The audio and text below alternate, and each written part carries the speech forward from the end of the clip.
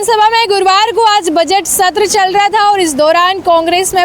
सरकार में पूर्व मंत्री रहे शांति धारीवाल ने विधानसभा में काउंसलर्स को लेकर के मुद्दा उठाया। उनका कहना था कि केंद्र सरकार की ये गाइडलाइन है कि हर एक कोचिंग सेंटर में काउंसलर होना चाहिए और सरकार है इस गाइडलाइन की पालना क्यों नहीं कर रही है, हर एक कोचिंग सेंटर में काउंसलर है वो क्यों नहीं है, ये कहना था शांति धारीवाल का। और इस दौरान सरकार की तरफ से चिकित्सा मंत्री गजेंद्र सिंह खींवसर ने जवाब में ये बोला है कि जोधपुर, जयपुर और कोटा में कई कोचिंग सेंटर्स में काउंसलर है वो है, व्यवस्था है काउंसलर की। और वहीं उन्होंने कहा कि सरकार जो है विधानसभा के इसी सत्र में इस बात को लेकर के बिल लाने वाली इस मुद्दे पर कि हर एक कोचिंग सेंटर्स में काउंसलर की व्यवस्था है वो होनी चाहिए। यानी कि उन्होंने कहा है कि इस सत्र में ही बिल आएगी तो बिल आ सकता है स्टूडेंट के लिए काफ़ी जो है राहत भरी जो ये चीज़ हो सकती है अगर बिल आ जाएगा काउंसलिंग को लेकर के।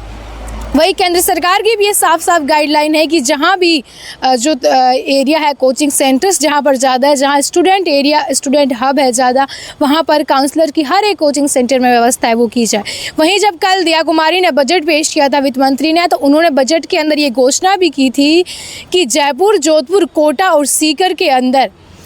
जो तनाव में आ जाते हैं स्टूडेंट और बहुत सारे जहाँ कोचिंग सेंटर्स है तो वहाँ पर यूथ सेंटर बनाए जाएंगे जहाँ पर उनकी काउंसलिंग की जाएगी, यूथ्स की बात सुनी जाएगी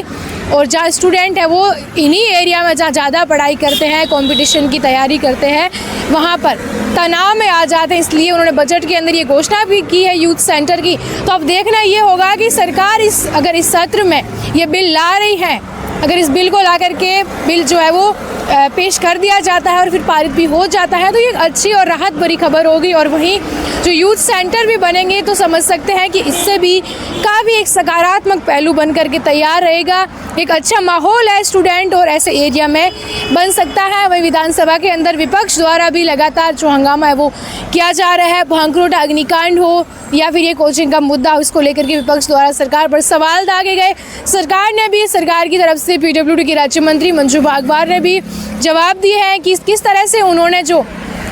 पूरे अजमेर हाईवे पर बने हुए कट को जो है उन्होंने रोका है, ठीक किया है। वहीं जो है विपक्ष का गतिरोध अभी जो किरोड़ी लाल मीणा के फ़ोन टैपिंग मामले को लेकर के है वो भी विधानसभा के अंदर जो है वो हो सकता है। लेकिन जब कल से बजट आया है तो ये बजट सत्र जो इस बार बजट पर जो बहस है वो चल रही है, तो ऐसे में देखना होगा किस तरह से विपक्ष अपनी बातें रखेगा सरकार के सामने, सरकार को कोसेगा या फिर सरकार जो है वो कहेंगी कि हमने बजट में बहुत कुछ अच्छा दिया है तो आप चुप बैठे रहिए। ये तो देखने वाली बात होगी। सहयोगी दीपेंद्र के साथ मैं ममता द खटक, शुक्रिया।